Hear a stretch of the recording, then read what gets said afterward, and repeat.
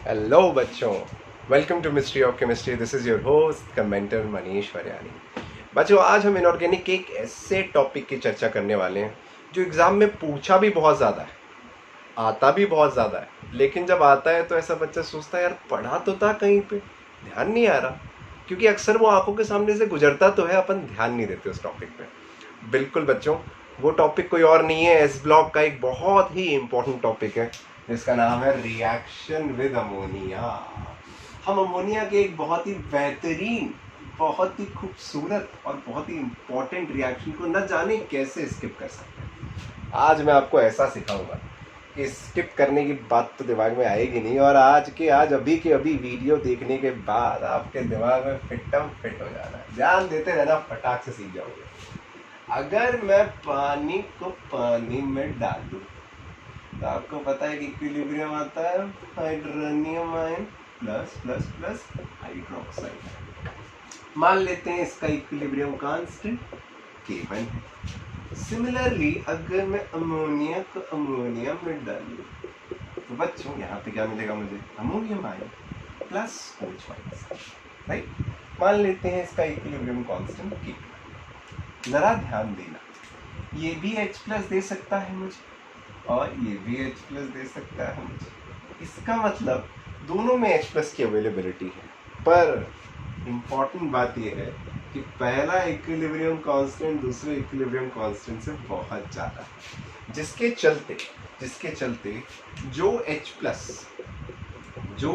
Plus मुझे ammonia से, जो H प्लस मुझे वाटर से मिल सकता है, वो कहीं ज़्यादा है कि जो H प्लस मुझे कहाँ से मिल पाए। अरे बोलो बोलो बोलो बोलो, अरे बोलो ना, अमोनिया से मिल पाए। इसका मतलब अवेलेबिलिटी ऑफ प्रोटॉन दोनों केसेस में अलग है। अब आप कहोगे सर अलग है, इसको कैसे समझे? आइए समझाते हैं, वेट तो करिए, अरे समझने की कोशिश तो करिए। ये समझ में आया राइट, इक्विलिब्रियम समझ में आता है और यही कहानी इस रिएक्शन को गवाही करती है। कैसे कैसे कैसे, अरे आइए समझते हैं, अभी समझ में आएगा। मान लो मैंने कोई अल्कली मेटल M पटक दिया पानी में, तो ये क्या बनाएगा बच्चों? पानी की नानी, मतलब पानी में एक्वस आयन की तरह बैठ जाएगा, सराउंड हो जाएगा, पानी घेर लेगा, इसको हाइड्रेट कर देगा, सॉल्वेट कर देगा। प्लस वो जो H प्लस अवेलेबल है और ये जो इलेक्ट्रॉन रिलीज कर रहा होगा वो H प्लस के साथ कंबाइन करके अपन को क्या देता है? वो अपन को दे देता है हाइड्रोजन। तो एक्चुअल में इस रिएक्शन का प्रोडक्ट क्या है? इस रिएक्शन का प्रोडक्ट है M plus ion plus hydrogen gas. क्यों हाइड्रोजन रिलीज हुई? क्योंकि जो H प्लस की अवेलेबिलिटी है वो इलेक्ट्रॉन H प्लस के साथ रिएक्ट करके हमें हाइड्रोजन गैस दे देता है। देखो देखो देखो देखो देखो, जरा ध्यान देना। फिर से मैंने मेटल M उठा लिया और मैंने इसको डाला अमोनिया में, तो फिर से M प्लस बनेगा। अब की बार पानी प्रेजेंट नहीं है, कौन प्रेजेंट है? Ammonia present. तो अमोनिया इसको अमोनिएट कर देंगे, पानी हाइड्रेट करता है, तो ये क्या हो जाएगा? Ammoniated metal ion. ये क्या है? Hydrated metal ion. Plus plus क्योंकि इसके पास H प्लस की कॉन्सेंट्रेशन उतनी अवेलेबल नहीं है कि ये इलेक्ट्रॉन के साथ कंबाइन, या इलेक्ट्रॉन इतनी अवेलेबल H प्लस कंसेंट्रेशन नहीं देख पा रहा कि उसके साथ कंबाइन होकर हाइड्रोजन रिलीज करे, तो इलेक्ट्रॉन भी क्या बन के रह जाता है? अमोनिएटेड बन के रह जाता है। तो एक्चुअल में रिएक्शन कैसे होता है? ये रिएक्शन होता है M plus X plus Y, जो बुक्स में लिखा होता है। अमोनिया गिव्स यू, देखो देखो देखो देखो देखो देखो, gives you M plus ammonia का X प्लस इलेक्ट्रॉन अमोनिया का Y। तो ये हो जाता है हमारा ammoniated metal, ammoniated metal ion, और ये हो जाता है हमारा अमोनिएटेड और देखो ना इलेक्ट्रॉन। बात समझ में आई कि नहीं भैया? और ध्यान रखना बच्चों, अगर हम इस सॉल्यूशन को गलती से भी हीट कर देंगे, तब उस केस में इतनी सफिशिएंट कॉन्सेंट्रेशन हो जाएगी H प्लस की भी, क्योंकि इवेपोरेट होता जाएगा सॉल्वेंट, कॉन्सेंट्रेशन बढ़ जाएगी, तो उस केस में आपको मेटल का अमाइड मिल जाता है। जैसे आप इसको हीट करते हो तो आपको M प्लस NH2 माइनस मतलब मेटल अमाइड मिल जाता है। और क्योंकि सफिशिएंट H प्लस आयन की कॉन्सेंट्रेशन अवेलेबल है तो ये हाइड्रोजन गैस रिलीज करता है, राइट। तो कब ऐसा होगा कि अमोनिया के साथ metal ion hydrogen gas release करेगा? जब आप उसको हीट करते हो तब ये पॉसिबल होता है, तब ये मेटल अमाइड बनाता है। जैसे मान लो सोडा अमाइड, और इसको हम यूज़ करते हैं ना, देखो बेंजाइन मैकेनिज्म में कहाँ यूज़ करते हैं?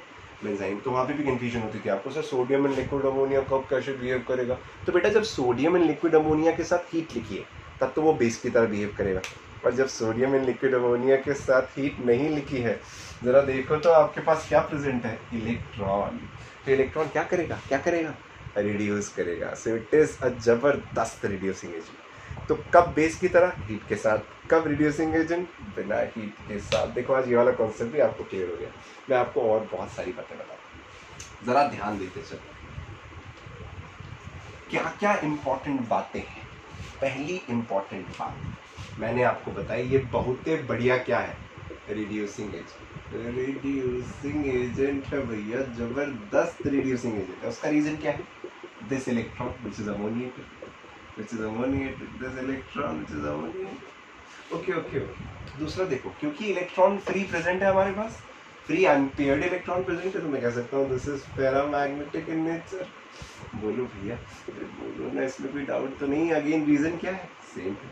फिर से देखो, क्योंकि इलेक्ट्रॉन प्रेजेंट है तो इलेक्ट्रॉन क्या कर सकता है? ट्रांजिशन दिखा सकता है लोअर से हायर एनर्जी और वापस। तो इसका मतलब इसकी एक पर्टिकुलर वेवलेंथ होगी जो हम ऑब्जर्व करेंगे। So this imparts blue colour to the solution. So what is the reason? फिर से कोई आपसे पूछे, ammoniated electron. And most important, this conducts electricity. This solution will conduct electricity. कैसे कैसे कैसे कैसे? इसके रीजन दोनों, क्योंकि मेटल आयन भी कंडक्ट करेगा, मेटल आयन भी कंडक्ट करेगा इलेक्ट्रिसिटी को, और इलेक्ट्रॉन भी कंडक्ट करेगा इलेक्ट्रिसिटी को, तो दोनों कंडक्ट करेंगे। तो बच्चों ये भी पूछते हैं, ये चारों सवाल पूछे जा चुके हैं, और ये भी पूछा जाता है कि किसकी वजह से, तो ये भी ध्यान रखना। पहला तीन तो इलेक्ट्रॉन की वजह से है, रिड्यूसिंग एजेंट इलेक्ट्रॉन की वजह से, पैरामैग्नेटिक इलेक्ट्रॉन की, ब्लू कलर इलेक्ट्रॉन की वजह से है, पर कंडक्ट किसकी वजह से कर रहा है? दोनों की वजह से कर रहा है। और इससे भी ज़रूरी बात क्या है, ये चीज़ें तब सही हैं जब मेटल आयन की जो कॉन्सेंट्रेशन, ये बातें मैंने किसके लिए लिखी हैं? जब मेटल आयन की कॉन्सेंट्रेशन बच्चों 3 मोलर या 3 मोलर से कम, 3 मोलर से कम, जब 3 मोलर से जब तक कम है तब तक तो ये बातें सही हैं। अब आप कहोगे सब जब 3 मोलर से ज़्यादा है तब क्या करना है? बस इंपॉर्टेंट बात ध्यान रखना, जब मेटल की कंसंट्रेशन 3 मोलर से ज़्यादा है तो वो कौन सी बातें हैं जो मुझे ध्यान रखनी है? पहली बात, जब 3 मोलर से ज़्यादा हो जाएगी, जब आप इतना हीट कर दोगे कि मेटल आयन सफिशिएंटली क्लोज आ जाएंगे, तो उस केस में वो डायमर बना देते हैं, मतलब मेटल मेटल के साथ बाइंड कर जाता है। तो क्योंकि ऐसा होता है, वो एसोसिएट कर जाते हैं, तो उसमें कोवलेंसी आ जाती है, इलेक्ट्रॉन पेयर हो जाता है, तो भैया उस केस में वो वेरी बैड रिड्यूसिंग एजेंट हो जाता है, बैड रिड्यूसिंग एजेंट, क्योंकि इलेक्ट्रॉन की अवेलेबिलिटी कम हो जाती है। आप जैसे जैसे हीट करते जाओगे, पास आते जाएंगे, इलेक्ट्रॉन H+ के साथ रिएक्ट करके निकल लेगा, बैड रिड्यूसिंग एजेंट। ओके, साथ ही साथ डायमैग्नेटिक हो जाएगा। और सबसे इम्पॉर्टेंट बात बताओ, बताओ बताओ कि ना बताओ, बताओ कि ना बताओ, कलर चेंज हो जाता है, ब्रॉन्ज हो जाता है भैया। पहले जो ब्लू था वो तांबे जैसा दिखता है, ब्रॉन्ज हो जाता है। बहुत ही इंपॉर्टेंट बात लिखी है मैंने आपके लिए, कब? जब कंसंट्रेशन 3 मोलर से क्या हो बच्चों? ज़्यादा हो। तो हमेशा ध्यान रखने का, रिएक्शन अमोनिया का ये पूछा जाता है, कंसंट्रेशन देके पूछेगा, इसीलिए आपको ये बात ध्यान में रखनी ही रखनी है, सोचने की ज़रूरत नहीं है। अब मैं आपको इसी के साथ इसका कंडक्टिविटी ग्राफ भी बताता हूँ, आइए देखते हैं। इसको हम एन प्लॉट भी कहते हैं। क्या बोलते हैं बच्चों? एन प्लॉट, नहीं, एन फॉर नाना नानी नैनो, एन प्लॉट। देखो कैसे, अगर मैं प्लॉट करूँ, ध्यान देना बच्चों, अगर मैं प्लॉट करूँ यहाँ पे कंसंट्रेशन ऑफ मेटल आयन, और यहाँ पे मैं प्लॉट करूँ कंडक्टिविटी, किसको बच्चों? कापा, विच इज कंडक्टिविटी, आपको पता है। तो ग्राफ कुछ ऐसा आता है। देखिए, इनिशियली जब आप मेटल आयन सॉल्वेंट में डालोगे तो नंबर ऑफ आयंस भी बढ़ेंगे, नंबर ऑफ अमोनिएटेड इलेक्ट्रॉन्स भी बढ़ेंगे, तो इनिशियली कंडक्टिविटी बच्चों बढ़ती है, राइट। एक समय के बाद जब आपकी कंसंट्रेशन 3 मोलर के आसपास पहुंच जाएगी, उस समय। तो यहाँ तक क्या है, यहाँ तक क्या है बच्चों, यहाँ तक हमारे पास प्रेजेंट है metal ion which is ammoniated and electron which is again ammoniated. तो ये है इसकी कंडक्टिविटी का रीजन। और यहाँ तक सोल्यूशन का कलर क्या है, यहाँ सोल्यूशन का कलर है बच्चों, ध्यान देना blue. The moment you reach 3 molar concentration, तो होता क्या है, मेटल मेटल इतने क्लोज हो जाते हैं कि वो एक दूसरे के साथ कंबाइन करना शुरू कर देते हैं और क्या बना लेते हैं, M2, मतलब इट बिकम्स कोवलेंट। क्या हो जा रहा है बच्चों, कोवलेंट हो जा रहा है। तो ये मॉलिक्यूलर फॉर्म में आ जाता है, किस फॉर्म में आ जाता है, मॉलिक्यूलर फॉर्म में आ जाता है। क्योंकि मॉलिक्यूलर फॉर्म में आ जाता है, इसी वजह से इसकी कंडक्टिविटी देखो बच्चों क्या हो जाएगी, इसकी कंडक्टिविटी डिक्रीज होती चली जाती है। पर इसमें हमेशा ऐसा डिक्रीज नहीं होगा भाई, अब डिक्रीज तो होगी होगी जो होनी है, तो डिक्रीज होगी।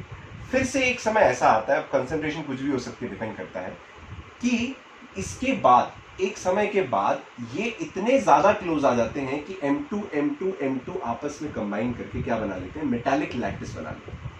तो ये मेटल के फॉर्म में आ जाता है बाहर। किस फॉर्म में बाहर आ जाता है बच्चों, मेटल के फॉर्म में आ जाता है। और मेटल भी तो कंडक्टिंग होता है, जिसकी वजह से फिर से इसकी कंडक्टिविटी बढ़ना शुरू हो जाती है, राइट। यहाँ कंडक्टिविटी इंक्रीज करी, यहाँ कंडक्टिविटी डिक्रीज करी और यहाँ फिर से इंक्रीज करी, इसलिए मैं इसको क्या बोलता हूँ, एन प्लॉट बोलता हूँ। बढ़ेगा घटेगा बढ़ेगा, बढ़ेगा घटेगा बढ़ेगा, ध्यान रखने का। इस पूरे रीजन में बच्चों, इस पूरे रीजन में इसका कलर वही रहेगा, ब्रांज। कौन सा, पीतल का ब्रांज रहता है। ये दुनिया पित्तल की, विच इज ब्रांज, ध्यान रखने का। तो बड़ी क्यों, मेटलाइन की वजह से, इलेक्ट्रॉन की वजह से। घटी क्यों, मॉलिक्यूलर स्टेट में आने की वजह से। फिर से क्यों बढ़ी, क्योंकि हमें वापस से मेटल एसोसिएटेड फॉर्म में यहाँ पे मिल रहा है। तो बहुत ही इंपॉर्टेंट चर्चा मैंने आज आपके साथ करी है, राइट। ये टॉपिक बड़ा इंपॉर्टेंट है, बहुत ही ज़्यादा इंपॉर्टेंट है। अलग अलग तरीक़ों से आपको पता है पूछा गया है। तो आई होप आपको ये बात समझ में आई होगी। और अगर आपको ये बातें समझ में आ रही हैं तो ज़रा कतराओ मत भैया, लाइक करो, शेयर करो, सब्सक्राइब करो और भी लोगों तक, और भी जनों तक इस बात को पहुँचाओ, राइट। ये आप ही की जिम्मेदारी है, आप ही हमारे ब्रांड एम्बेसडर्स हो, और तो कोई हो ही नहीं सकता, right. So thank you, thanks lot.